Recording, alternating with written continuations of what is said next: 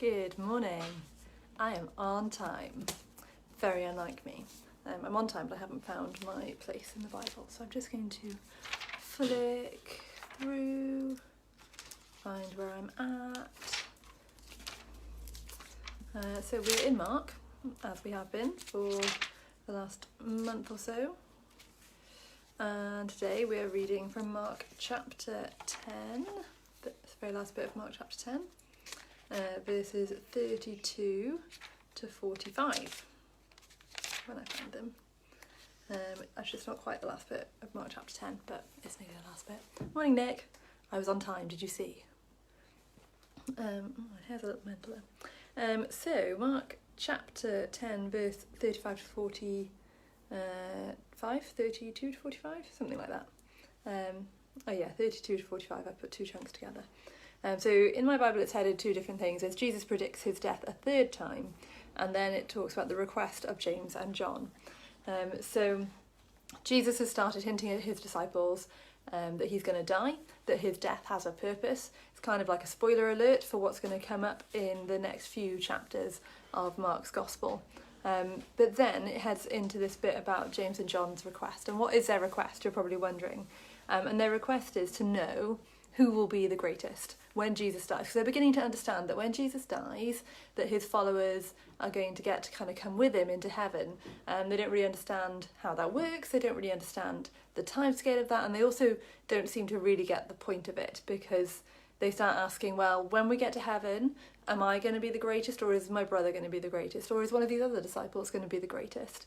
And when the other disciples start hearing that James and John are asking for this kind of special place in heaven, they're like, wait, no, I've done better things and I should be greater, and no, he should be greater. And there's this whole argument that they have throughout these verses about who is going to be the greatest. And that's something that we can see in our own lives, isn't it? We have that fight for wanting to be the first, wanting to be the greatest, in work, in anything. Winning competitions, morning Wayne, I was on time, you were late.